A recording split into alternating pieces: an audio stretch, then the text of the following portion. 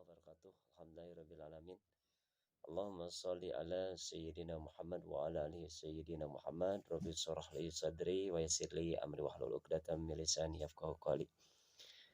Alhamdulillah, puji syukur kepada Allah, dan kami sampaikan sholawat dan salam semoga selalu tercurah kepada Nabi Muhammad SAW, kepada para sahabatnya, termasuk kita semua, amin.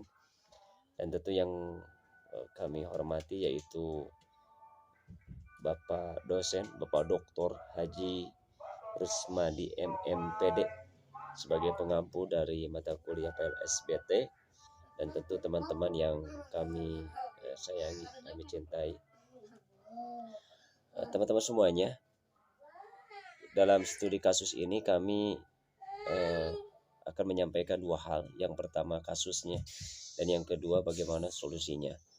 Nah, kami temukan dalam media cetak itu di Kompas ya, dan di media elektronik pun ada dalam website kompas.com, yaitu tentang kasus penganiayaan yang berada di daerah Temanggung.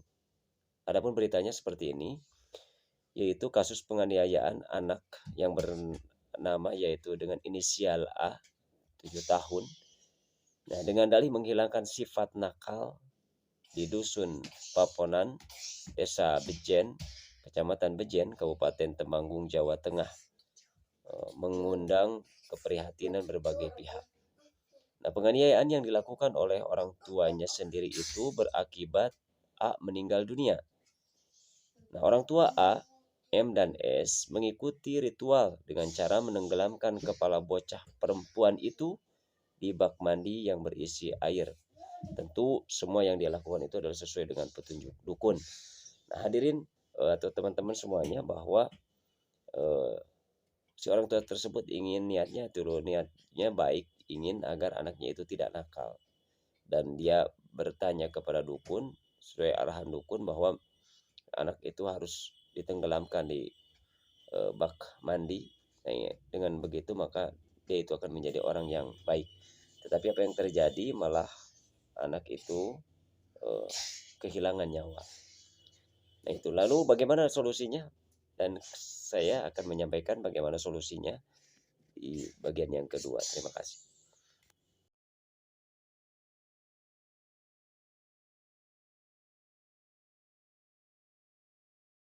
Quran surah ke-64 ya. Di situ di dalam Quran surat 64 surat At-Taghabun, di dalam ayat 15 Allah Subhanahu wa taala berfirman, A'udzubillahi minasyaitonir rajim, innama amwalukum wa auladukum fitnah wallahu indahu ajrun azim. Jadi di dalam ayat itu kata Allah, innama amwalukum wa auladukum fitnah. Jadi sesungguhnya hartamu dan anak-anakmu hanyalah cobaan bagimu. Nah, ini. Jadi kata Allah bahwa anak itu sebagai cobaan buat kita kedua orang tuanya, ataupun bagi guru, yaitu anak didiknya, yaitu cobaan buat guru itu. Cobaan yang bagaimana ya, tentu berbentuknya bermacam-macam. Salah satunya memang kalau kita perhatikan bahwa anak ini Allah akan berikan cobaan kepada kita karena anak ini yang kita inginkan, gitu ya. Anak ini yang kita inginkan. Jadi anak ini Allah akan uji berbentuk perhiasan. Jadi anak ini akan berbentuk perhiasan. Jadi perhiasan itu bukan hanya emas dan perak. Nah, anak pun itu adalah perhiasan kehidupan di dunia. Sebagaimana firman Allah dalam Quran surat 18 di ayat ke-46, Allah Subhanahu wa taala berfirman, al-malu wal banuna zinatul hayatid dunya. Kata Allah, harta dan anak-anak adalah perhiasan kehidupan dunia. Nah, itu. Jadi harta anak itu adalah perhiasan kehidupan dunia. Oleh karena itu kita akan diuji sebagai orang tuanya itu dengan sesuatu yang diingini. Tentu perhiasan itu kan sesuatu yang diingini, karena sesuatu yang menakjubkan. Mana ada orang yang tidak suka dengan perhiasan, gitu ya. Tentu semua orang menyenangi perhiasan itu, karena Allah memang diberikan manusia itu fitrahnya oleh Allah Subhanahu wa taala menyukai hal-hal yang indah-indah. Sebagaimana Allah Subhanahu wa taala berfirman dalam Quran surat 3 ya, di Ali Imran ayat ke-14, Allah taala berfirman, "Zuina linnasi hubus syahawati minan nisa'i wal banina wal qanatiril muqantarah." Nah gitu ya. Minad dahabi wal fiddati wal khailil musawwamati kata Allah, wa al'an wal an'ami wal harth. Dalika mata'ul hayati dunya wallahu indahu husnul ma'ab. Nah, yang artinya kata Allah dijadikan terasa indah pada pandangan manusia itu kecintaan kepada apa-apa yang diingini. Nah, yang diingini oleh manusia itu yaitu wanita-wanita, ya, anak-anak, harta yang banyak dari jenis emas dan perak tentunya, kuda pilihan, binatang-binatang ternak, sawah ladang.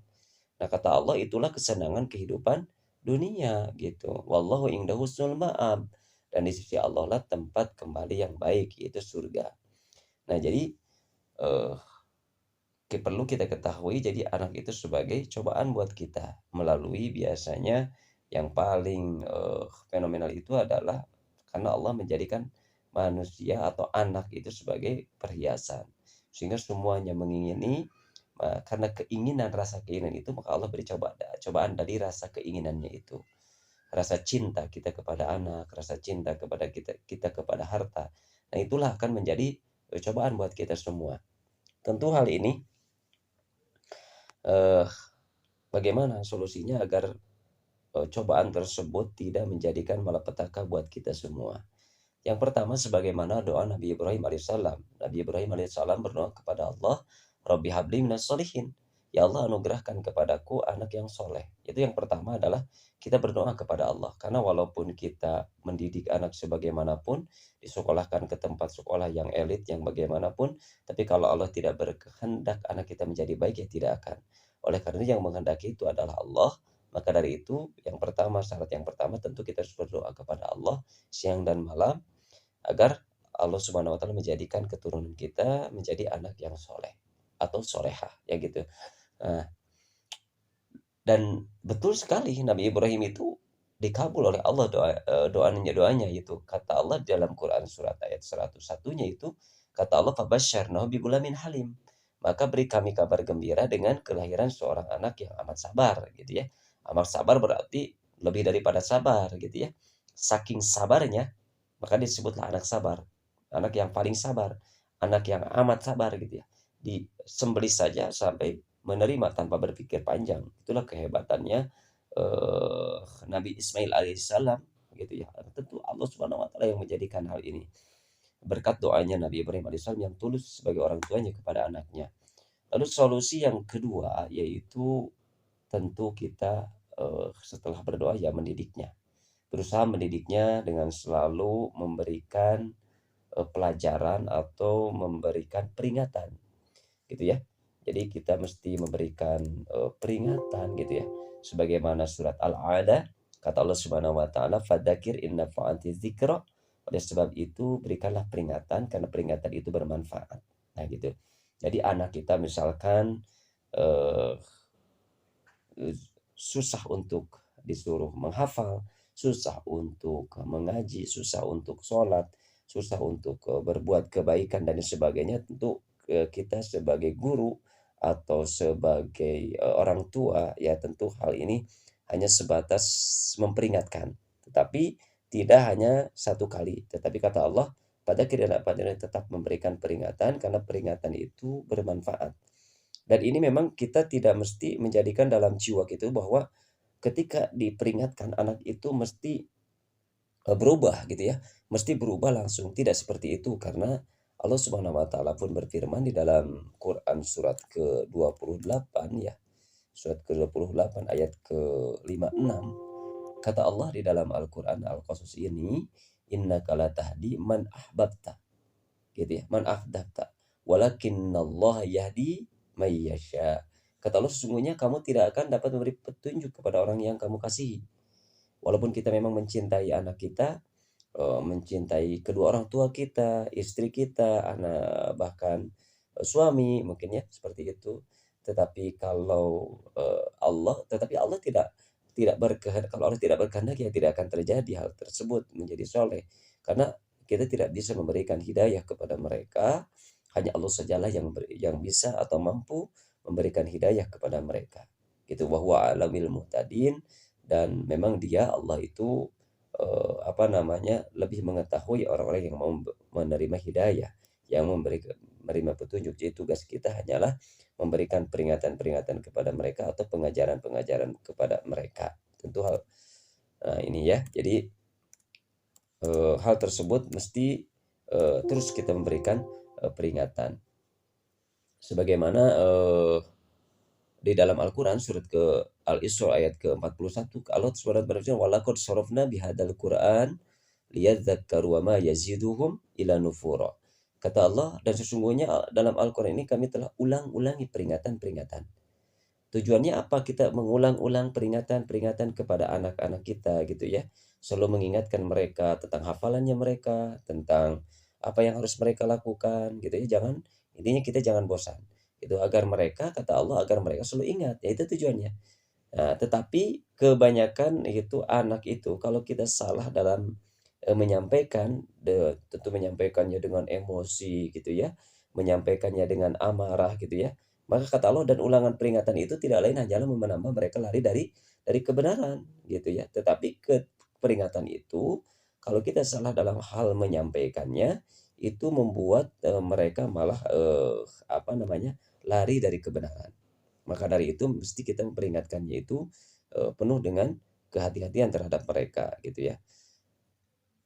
Nah, kenapa mereka itu bisa lari? Karena kata Allah di dalam Al-Quran surat 3 ayat 159, fabima rahmati minallahi linta lahum. Jadi maka disebabkan rahmat dari Allah lah kamu berlaku lemah lembut terhadap mereka. Nah, jadi tentu kita juga memohon kepada Allah agar dianugerahi rahmat, agar hati kita, pikiran kita, perkataan kita lemah lembut sehingga bisa diterima oleh mereka. Nah, itu solusinya ya. Nah, bagaimana kalau kita bersikap kasar gitu, berjalan dalam mendidik mereka? Maka kata Allah, sekiranya kamu bersikap kasar, bersikap keras gitu ya, lagi berhati kasar, tentulah mereka akan menjauhkan diri dari sekelilingmu. Itu kata Allah. Tentulah mereka akan menjauhkan dari mereka itu dari sisimu, kata Allah, akan pergi, akan menjauh. Nah, maka dari itu kata Allah, karena itu kata Allah, maafkanlah mereka. Gitu. Jadi kalau mereka berbuat salah bukan dimarahin, tetapi maafkanlah gitulah kesalahan mereka dan kita koreksi, perbaiki. Dan ampunilah mereka, beri ampuni. Jadi memohonkan ampunanlah bagi mereka. Maksudnya tidak dihukum gitu ya. Tidak dihukum yang di luar batas kewajaran gitu artinya. Dan bermusyawarahlah dengan mereka dalam urusan itu ya. Kita milik nyata, bermusyawarahlah dengan mereka gitu ya. Apa yang menyebabkan mereka itu berperilaku demikian, berperilaku yang tidak baik. Apakah itu kesalahan di gurunya, ataukah mungkin ada kesalahan di dalam keluarganya. Tentu ini harus dicarikan solusinya bersama-sama tentunya. Bisa dengan dirinya, dengan komunikasi dengan orang tua murid. Hal tersebut harus dilakukan, harus dimusyawarahkan. Karena musyawarah ini itulah ajaran Islam. Bermusyawarah itu penting ya. Nah, kemudian apabila kamu telah membulatkan tekad kita, maka tentu kita hanya bertawakal kepada Allah Subhanahu wa taala. Kita telah mendidiknya, kita terus memberikan peringatan dan tentu mendoakannya kepada mereka, dan kita telah bermusyawarah. Tetapi semuanya ujung-ujungnya tetap kembali kepada Allah. Maka kata Allah, maka bertawakallah kepada Allah. Jadi ujungnya kita bertawakal kepada Allah Subhanahu wa taala. Kenapa? Karena sesungguhnya Allah menyukai orang-orang yang bertawakal kepadanya. Jadi mungkin itu solusi dari kami. Yang pertama tentu berdoa kepada Allah. Yang kedua mendidik dalam rangka mendidiknya tidak berputus asa. Karena orang yang berputus asa, kata Nabi Ibrahim alaihissalam, adalah wa may yaqnatu min rahmati rabbih illa dhalun. Jadi orang yang berputus asa itu adalah tandanya orang-orang yang sesat. Artinya ketika anak didik kita mungkin ada yang bandel atau dan lain sebagainya, susah untuk diatur, jangan langsung menyalahkan mereka, tetapi bisa jadi itu dari perbuatan dosa seorang gurunya yang memang Allah peringatkan lewat anak didiknya itu. Lalu yang kedua tentu setelah kita memperingatkan, memberikan pelajaran, juga Jangan lupa agar kita berlapang dada untuk selalu memaafkan kesalahan mereka dan memohonkan ampunan untuk mereka tentunya. Nah, itu mungkin yang kami sampaikan dalam video ini. Mudah-mudahan bisa diterima, dan kalau memang ada kesalahan dari kami, tentu kami mohon maaf yang sebesar-besarnya. Itu salah dari kami pribadi, dan kebenarannya itu hanya milik Allah Subhanahu wa taala. Terima kasih. Ini adalah tugas PLSBT ya. Dan mudah-mudahan tugas ini memberikan juga motivasi buat kita semua, atau pencerahan buat kita semua, agar lebih baik ke depannya dalam mendidik anak-anak kita sendiri dan juga anak didik tentunya. Wabillahi taufiq wal hidayah. Subhanakallahumma bihamdika asyhadu an la ilaha illa anta astaghfiruka wa atubu ilaik. Assalamualaikum warahmatullahi wabarakatuh.